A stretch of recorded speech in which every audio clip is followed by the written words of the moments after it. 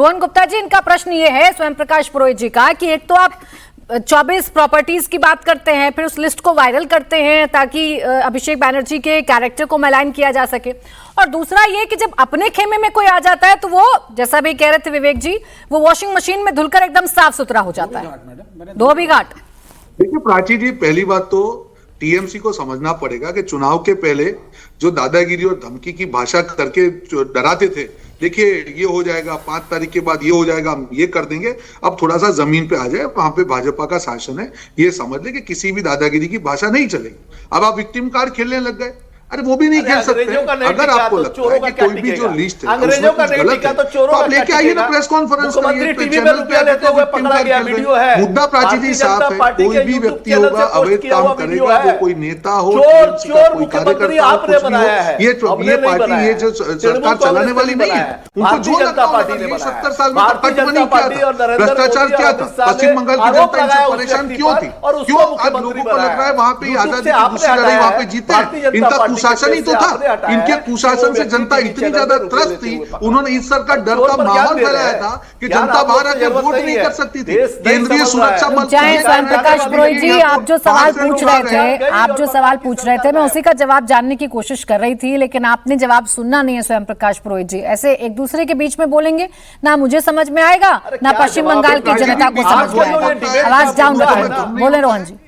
इतनी डिबेट हम करते हैं प्राची जी, बीच में वही आदमी बोलता है जिसको मालूम है कि झूठ पकड़ा जाएगा, और किसी भी प्रकार के डिबेट का टाइम व्यस्त करे, बीच बीच में चिल्लाना करना क्या मजबूरी है? उनको सुनना नहीं है, क्योंकि हकीकत उनको मालूम है कि यही गुंडागर्दी के कारण जो पश्चिम बंगाल की जनता ने उनको हटाया है, अभी उनकी मजबूरी हो गई है। जो चीज उनके अंदर ही घुस गया वो तो बाहर ही नहीं निकल सकती। हर जगह गुंडागर्दी करेंगे तो नहीं चलेगा। बंगाल की सवाल है आपके वॉशिंग पाउडर पर, वॉशिंग मशीन पर और धोबी घाट पर। सवाल ये है कि वो नेता, मैं सिंपल एक चार्ज कहता हूं, और एक सवाल और, बस एक सवाल और रोहन गुप्ता जी, क्या अभिषेक बैनर्जी पर नजरें गड़ाए बैठे हैं आप? शुभेंदु तो आपने ले लिए, अभिषेक बैनर्जी भी चाहिए क्या?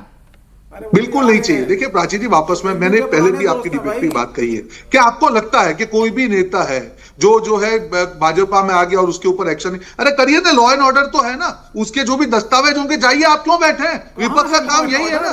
मैं चैलेंज के साथ कहता हूं, आप जो शुभेंदु अधिकारी की बात करते हैं, जो भ्रष्टाचार क्यों था, आप लाके कोर्ट एंड लॉ में जाइए और उसके ऊपर एक्शन कराइए ना। यहाँ पे बैठ के क्यों विक्टिम कार्ड खेल रहे हैं हर बार? मैं तो चैलेंज के साथ आपको कहता हूँ, क्यों यहाँ पे बैठ के विक्टिम कार्ड खेल रहे हैं? आपको लगता है कि किसी भी नेता के, भाजपा के नेता के खिलाफ सबूत है, आप लाइए उसका प्रेस कॉन्फ्रेंस करिए, फाइल करिए। स्वयं प्रकाश पुरोहित जी प्लीज पहले इनकी आवाज डाउन रखें।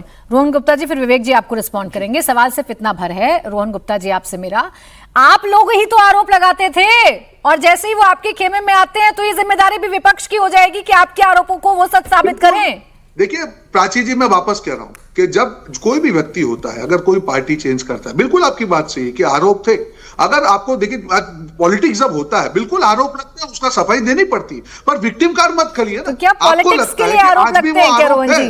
तो आप एक्शन करिए ना। नहीं तो क्या पॉलिटिक्स के लिए आरोप लगते हैं? बोला कि शुभेंदु अधिकारी, एक मिनट रोहन जी, फिर तो ये वही बात है जो विवेक जी और स्वयं प्रकाश पुरोहित जी कह रहे हैं कि जिस नेता पर आपकी नजरें गड़ जाती हैं, लालचपन में आ जाता है, उस पर आरोप लगाते हैं, दबाव बनाते हैं और ले आते हैं उसे अपने पास। देखिए हमारे लिए कोई नेता की लालच गढ़ने की बात नहीं है। जहां पे लगता है कि कोई नेता, शुभेंदु अधिकारी ने जब जो टीएमसी में थे तब पार्टी की सेवा की थी, जब उनको भी लगा कि उनकी आवाज को कुचला जा रहा है तो उन्होंने तय किया था, उसमें कोई जबरदस्ती किसी को किसी ने विवेक जी, इतनी साफ सी मंशा है, इतनी सुथरी सी नीयत है, आप लोगों को नजर नहीं आ रही? नहीं, मुझे सब नजर आ रहा है। पहले तो मैं दत्ता जी, हमारे भाई यहाँ बैठे हुए हैं, 10 सेकंड लेना चाहूंगा। अच्छा बोले, जल्दी बोलिए 10 सेकंड भाई। हाँ बोले।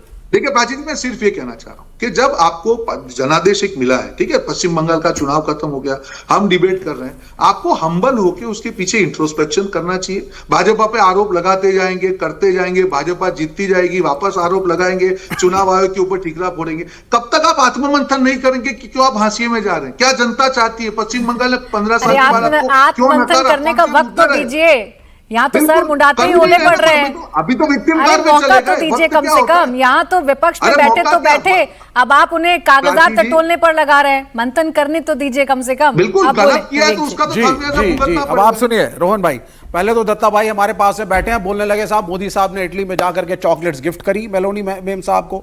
बहुत अच्छी बात है, मेक इन इंडिया को प्रमोट करा। हम चाहते हैं दत्ता जी भी प्रमोट करें। अगली बार से 2 चॉकलेट के डब्बे लाइएगा, एक प्राची मैडम को दीजिएगा, एक मुझे भी दीजिएगा। मेक इन इंडिया है, नहीं वो है चॉकलेट। अब ये हमें आपका गमछा नहीं चाहिए। मैं तो कम से कम भारतीय लिबास पहनता हूँ, आप तो शर्ट पहनते हैं जो लंदन का ओरिजिन है।